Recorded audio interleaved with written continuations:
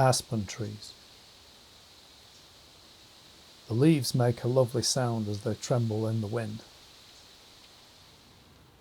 This aspen woodland is in the foothills of the Rocky Mountains in Alberta, Canada.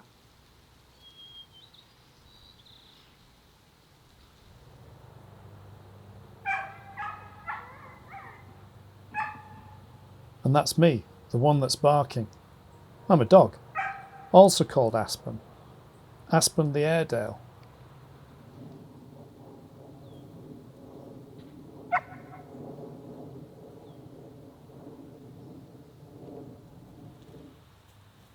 When we were young pups living with our breeder, Jareen, me and my 5 sisters were called by the colour of our collars. I was green, the biggest in the litter. The others went off to live in other parts of Canada. None of them are named after trees.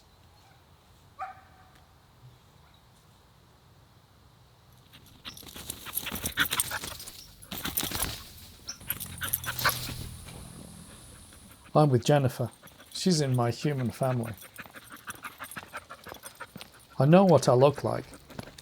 I've got black hair down my back in the shape of a saddle, and my face and legs are tan coloured. But why do I look like this? Why do I do the things that I like to do? And a few things that my humans don't seem to like me to do. Where do I come from? Did rocks and soil, the water and the weather have any influence on me? Did the terroir affect the terrier? To answer some of those questions, I'm going on a journey across the Atlantic Ocean to trace my doggy diaspora, to sniff out the place that I originally came from. Airedale. Welcome to Yorkshire. I couldn't actually get over to Yorkshire myself, problems with doggy travel sickness and all of that. So I'm going to be guiding you on this tour with my portable Poster Pup app. First stop is in Malham to find the source of the River Aire.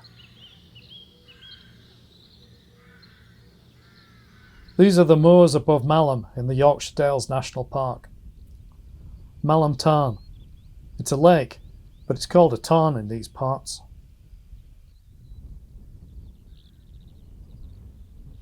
A stream comes out of the tarn and trickles under a fence and through a wall. This is limestone country, so the stream disappears underground. If you listen carefully, you can hear the water gurgling down through the rocks in the riverbed.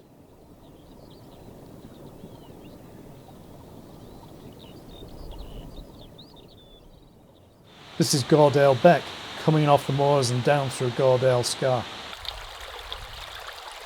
and over the beautiful waterfall called Janet's Foss. This is Ayr Head, where the stream that disappeared up on the moor comes back again. Malham Beck and Gordale Beck come together here.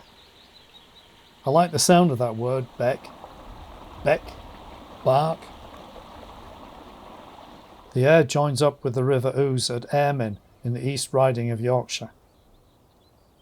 Beyond those windmills is Drax, the UK's largest power plant. It used to burn coal, but switched its fuel to wood pellets. I wonder how many trees they burn to keep the lights on in Yorkshire. The Ayr becomes the Ouse, and then the Humber. This is Spurn Point on the east coast of Yorkshire, close to where the Humber opens up its big wide mouth and empties into the North Sea.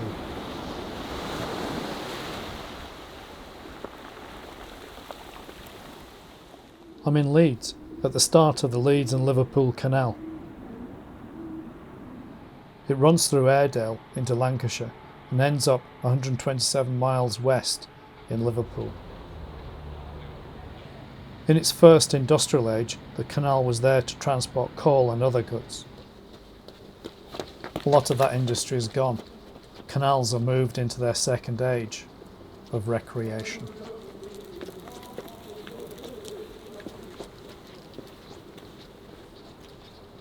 Kirkstall Weir is an old one, originally dating back to the 12th century. It was made to raise the water level so that millstone grit could be ferried across from Bramley Falls to build Kirkstall Abbey. Where there's a weir, there's a way. Kirkstall Abbey was the home and religious house for Cistercian monks for hundreds of years. They got into the wool trade, which made them wealthy. Then along came Henry VIII, who shut them down in 1540. Before narrow boats had engines put into them, they used to be hauled along the towpath by horses.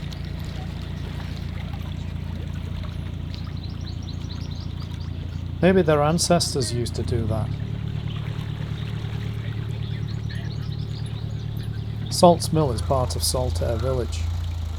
Building it was the idea of Bradford mill owner Sir Titus Salt. He wanted to make working and living conditions better for his employees, and he got his name on the village. Like the canal, Salts Mill has gone into the recreational age. Closing mills has improved water quality in the river, and fish passes have been built to allow migratory species like Atlantic salmon to come back to the air.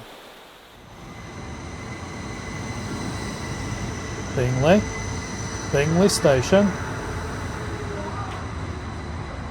The canal was designed by James Brindley and built by gangs of construction workers called navvies.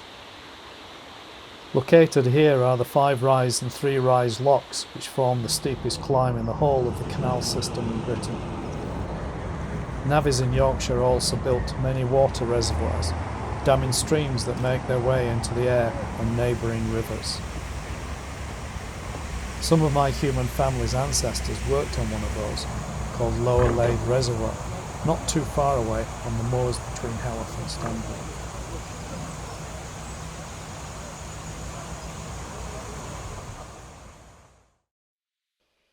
You can see Airedale from Top Withens, the farmhouse that inspired Emily Bronte to write about Cathy and Heathcliff in her classic novel, Wuthering Heights. This is the view from Rombold's Moor on the other side of the Aire Valley, looking down into Keighley.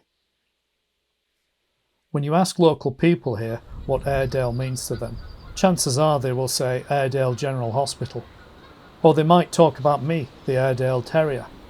But we weren't always called that. My origins as a distinct dog breed go back to the middle of the 19th century.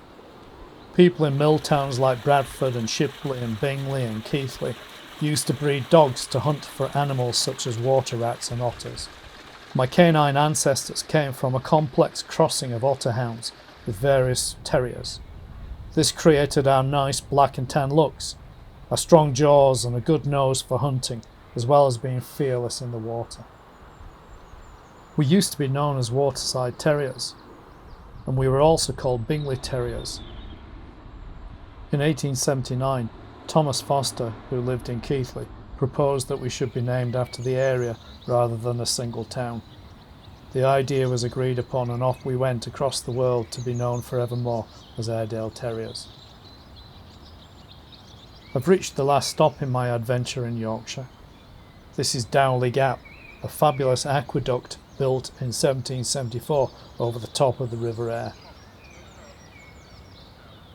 This must have been one of the places where my Airedale ancestors would compete to win betting money for their humans by tracking and hunting along the river.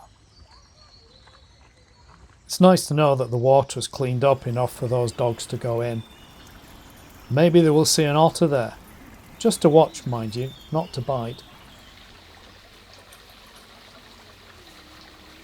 Well, that's the end of my story about the terrain and terrier of Airedale. I'm off back home to bark for Canada.